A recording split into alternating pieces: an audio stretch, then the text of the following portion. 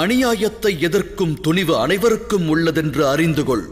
உண்மையைச் சொன்னால் முடிவொன்று ஏற்படுமானால் அது ஒரு துவக்கத்திற்கு நிச்சயம் வழிவகுக்கும். ஆனால் வேம்பின் விருட்சம் தனில் மாங்கனியானது என்றும் விளையாது.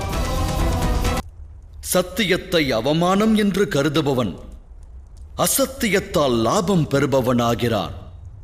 நஞ்சு கலந்த உணவை உண்டதால் தேகத்தின் எப்பாகம் பாதிக்கப்பட்டது என்பது முக்கியமல்ல. உணவில் நஞ்சை கலந்ததே குற்றமாக கருதப்படும். மாய சபையில் அஸ்திரம் பறிக்கப்பட்ட போதே ஏன் தாம் யுத்த முழக்கத்தை அறிவிக்கவில்லை யுவராஜனே? சூது விளையாட்டில் அப்பாவியான ஒரு பெண்ணின் வஸ்திரத்தை பறிக்க சதி திட்டம் ஏன் தீட்டப்பட்டது? காரணம், ஒரு யுத்தத்தை எதிர்கொள்ளும் திறனற்றவராய் தாம் விளங்கினீர்கள்.